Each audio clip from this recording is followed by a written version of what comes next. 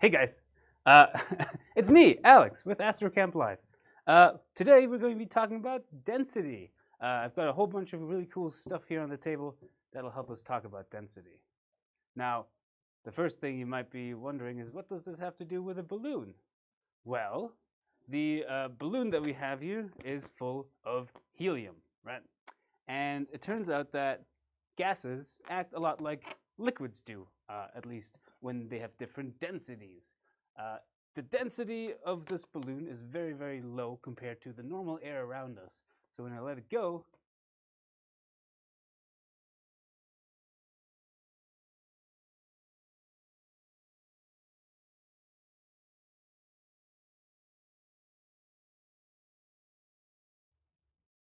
disconnect and reconnect. You're good now. Okay, now it should be good. Okay, fixing our mic situation. Something is amiss with them.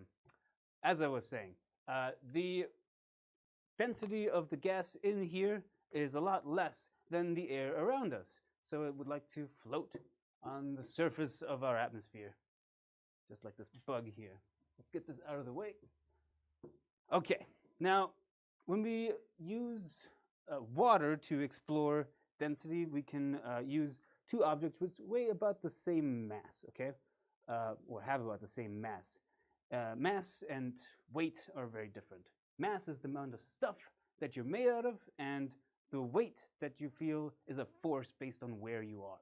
So if you go from here to Mars, you might weigh less, but you are not less massive, right? So these basically say, mass basically says they're made of the same amount of stuff. So I've placed this on a scale here, which I have conveniently placed next to this fly, and weigh our large metal sphere here. It weighs about 135 grams, all right? And then I have this smaller one, which I'll weigh as well, and they should be roughly equal. Now, it's not always going to be perfect, but here you can see that we have a mass of 132 grams. Okay, so they're pretty similar in mass, and that's what pounds, by the way, are a measurement of force, and grams are a measurement of mass, right? All right, if I put them both into the water here, we already know what's going to happen, right? But I'm going to just place them in here so you guys can have a look and maybe not crack the bottom of the fish tank here, right? So we can clearly see that we have the larger sphere here floating on the surface of the water. No matter how hard I try, it doesn't want to stay under the water. And then over here, the smaller one sank straight to the bottom and almost destroyed my fish tank, which would have been a rough time for our LiveLab.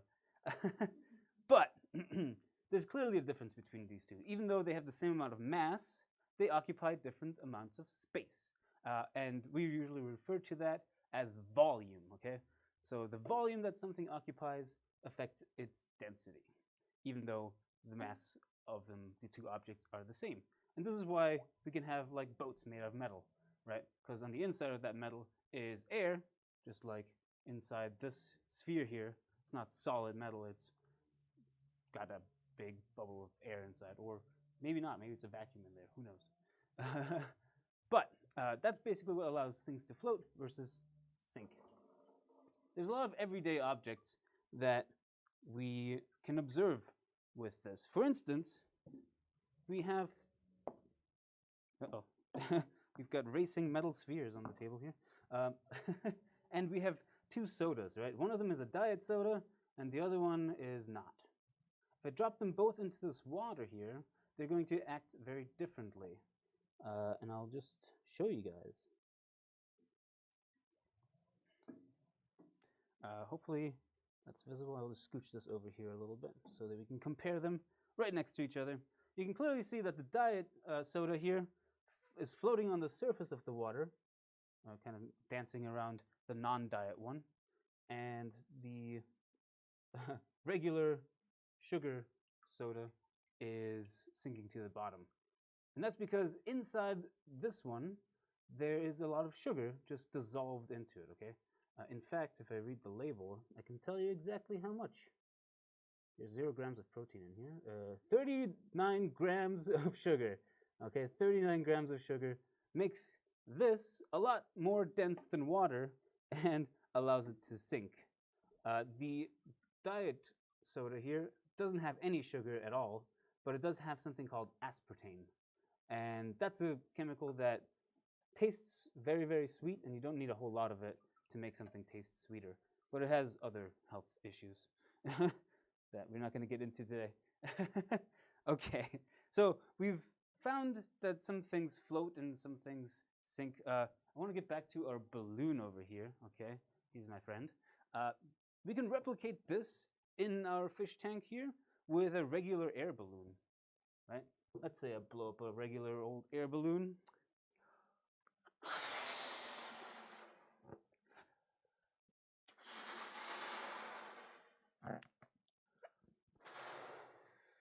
We want this to be as large as possible, so it occupies the most amount of space as possible. And I'll just tie this off, and in a moment here, I'm just going to drop in some of something that we've already played with in the past, and that's dry ice, okay, or solid carbon dioxide. Now, in this case, we are simply trying to create a carbon dioxide atmosphere inside the fish tank. But again, to reiterate, if you haven't seen this before, the foggy, cloudy effect. Ooh, it's very cold now because my hands were wet. Yeah, the foggy, cloudy effect is happening because of the water vapor that's kind of floating above the fish tank here. It's getting cooled down and condensing and making a really cool cloud. You can kind of see it spilling over. And now you might see what I mean, that gases act a lot like fluids when they have different densities, right? In fact, like a lot of the time, we refer to gases as a fluid rather than a liquid, right? Just to make that distinction. Okay, so I'm going to drop this balloon in here. Hopefully there isn't too much fog for you guys to see. Oh. And you can see that the balloon is still floating a little bit. We'll add a little bit more carbon dioxide in here. Now, the problem here is also that we have a lot of water in this fish tank, right? Meaning that any extra carbon dioxide is going to spill out over the sides, just like the cloud here is. And yeah. Let's try this one more time. But you can see that it does have a little bit of buoyancy in here because it's not falling over, it's standing upright, which is great. And this is the principle that blimps would work on, right? We take something that's lighter than the air around us, fill the blimp up with it, and then send it on its way. We do have like control mechanisms, hopefully, for that. But yeah, neat. Very cool. All right.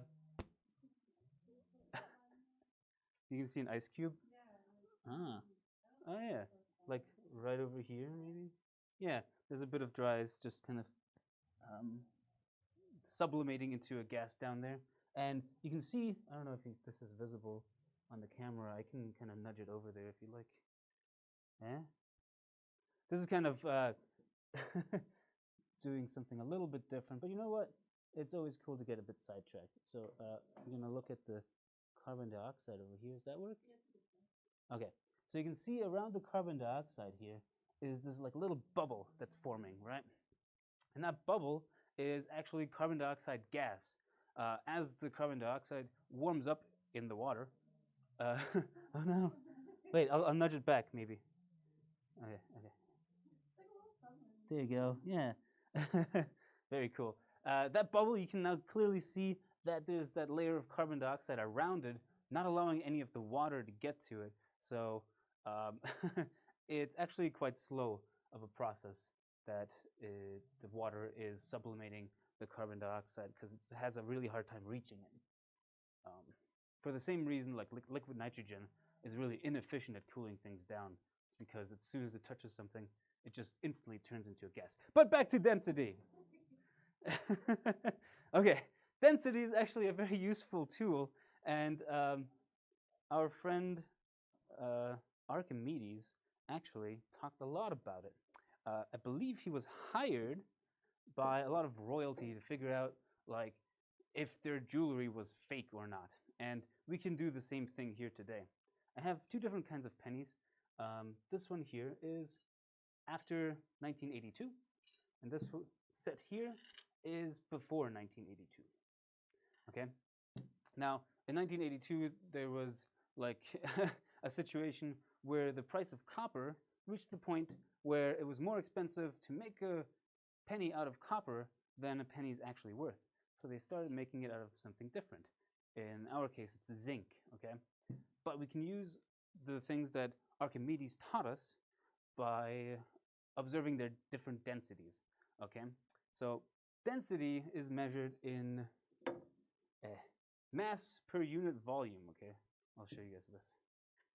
If it is very visible. Okay, so mass per unit volume. So we simply have to know the mass of our pennies, which we can do with a scale, and we need to know the volume of our pennies. Conveniently, we have water, okay? Water gets displaced when we put stuff in it. So let me run over here and grab this bucket and explain to you how this works. Okay, great. I thought I didn't need it, but I do need it. Always the case, right? All right, so we have this like little bucket here. When I place it in the water, it floats, yeah.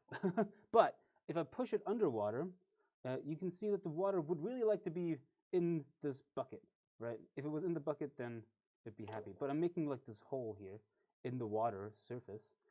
And the rest of the water here, you might observe if you watch the corners, rises as I push this bucket in to the water. So that's what I mean by displacing water. You're simply taking up some amount of space in this water, and the water has to go somewhere. Water is an incompressible fluid, so that's why things like hydraulics work, and this particular thing. If you could compress water, then none of this would work. Okay? Let me put this back. Okay, back to Archimedes.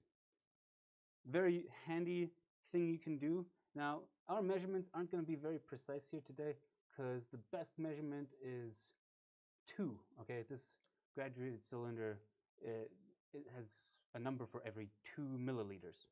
Okay, so we're going to have some error in here. It's not going to be perfect. Ooh, but look at that. Amazing. Okay, I filled this up to precisely 110 milliliters. Incredible. All right.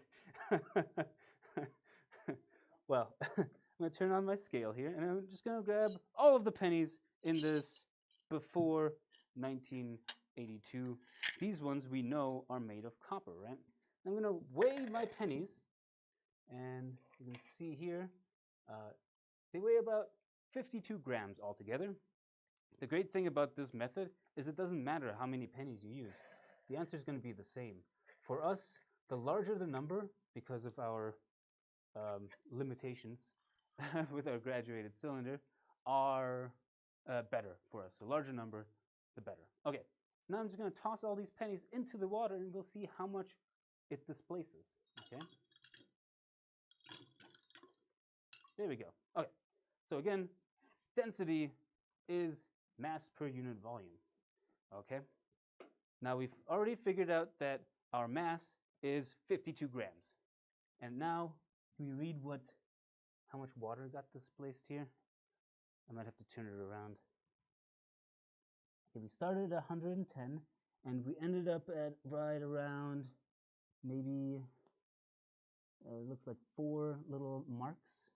So because each one of them is 2 milliliters, we have 8. So what's 52 divided by 8-ish? Or 7?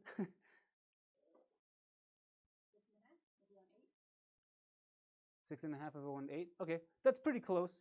I believe the density of copper is right around 8, right?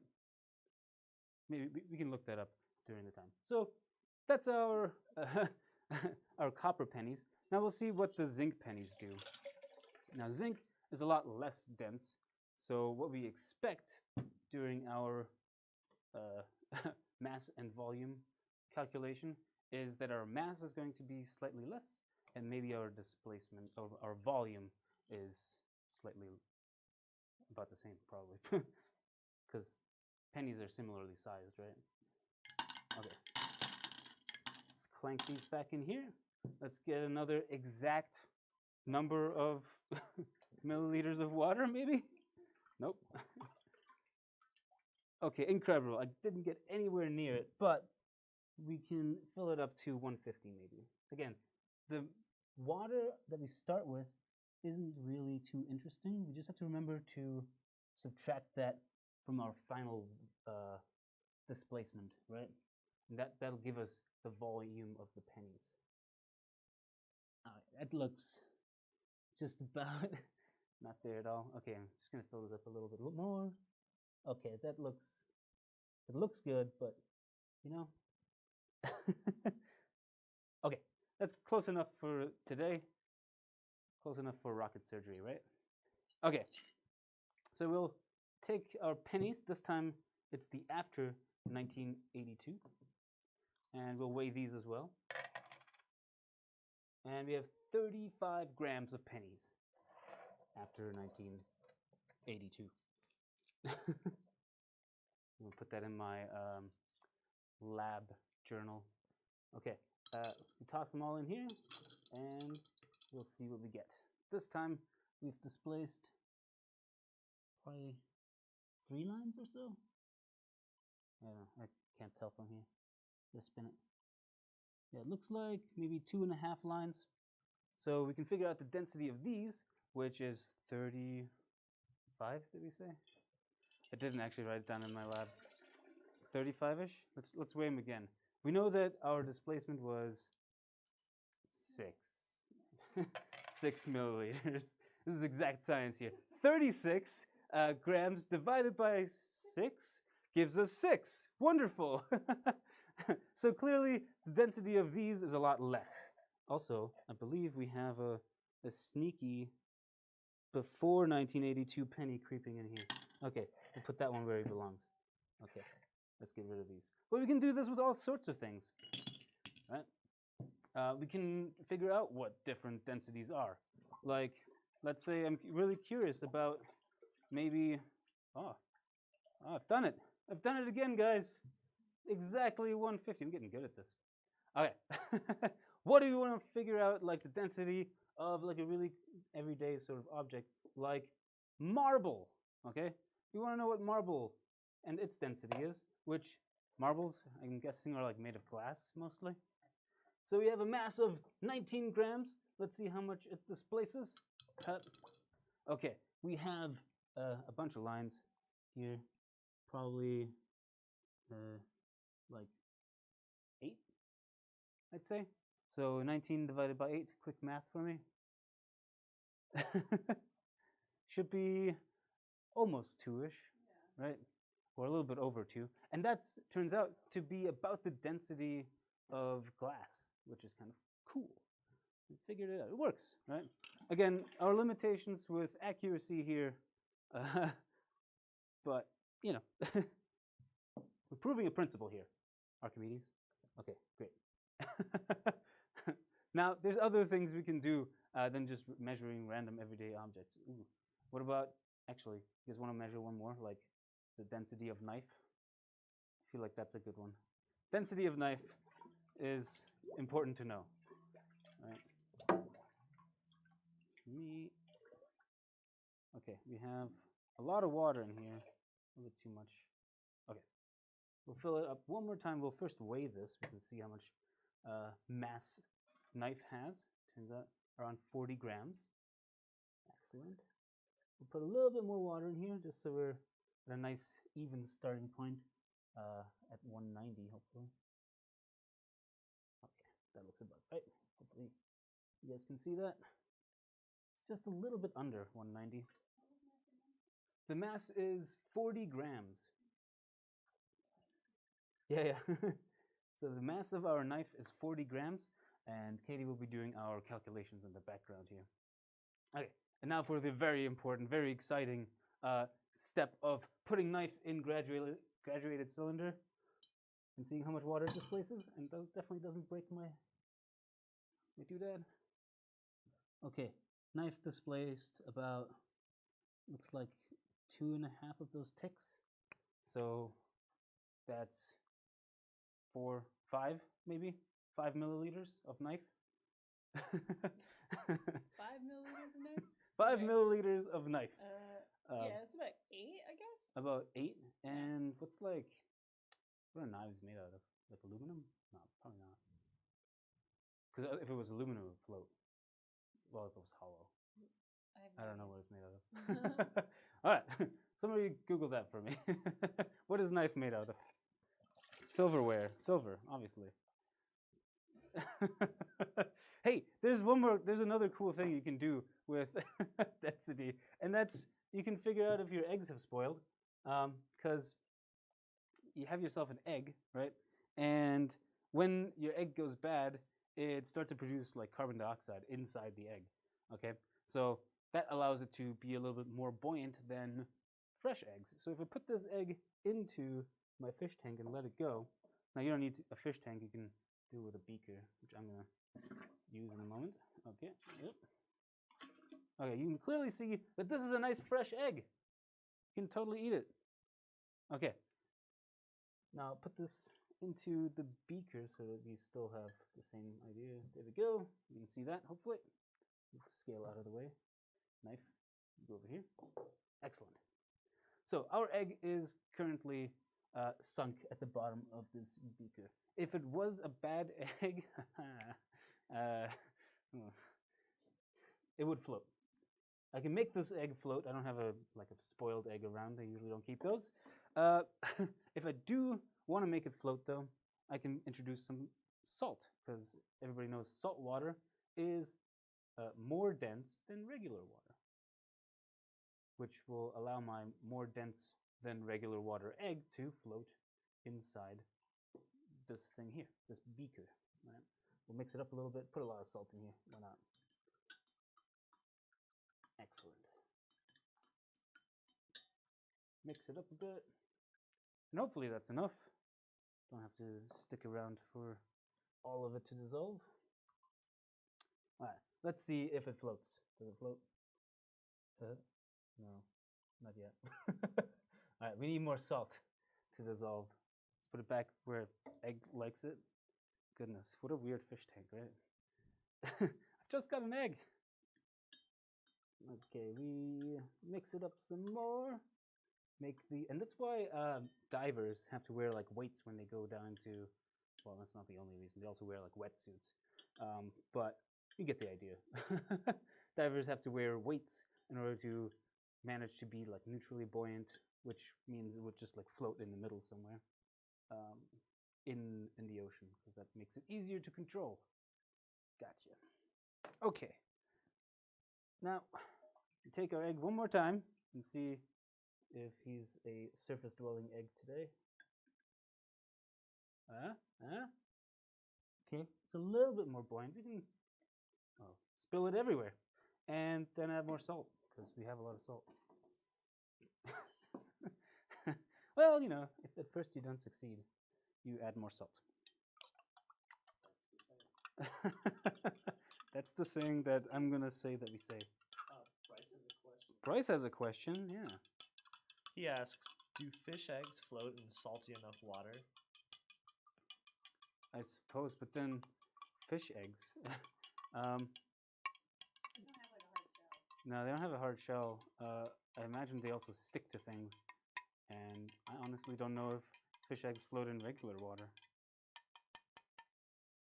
But like, if you've heard of the Dead Sea, right? That one's dead because there's enough salt in there to kill anything that wants to live in it.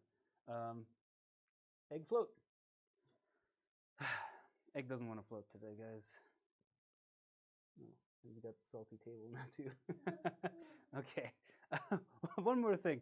We've got a lot of like different household fluids over here. I'm going to pour into this graduated cylinder, because graduated cylinder works.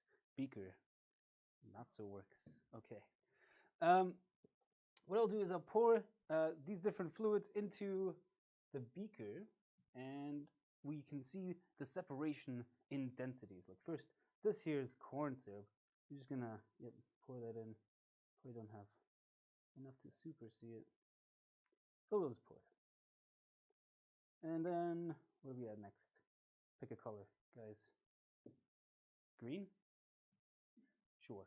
We'll pour this in here. I believe this was oil? Like vegetable oil? And then... Yeah, we can take the orange part off to make it a bit more visible. Or we can leave it here, because it's never going to get to this point. Okay.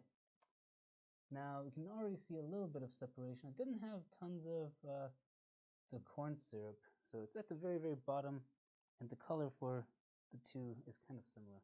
So why not pour something else in here, like orange stuff. I forget what this is. Uh-oh. Got our food coloring mixing together. But we can start to see some separation here. And then we've just got water, probably. We'll see if any of these mix together. Uh-oh. All right. And that's all the things that I have.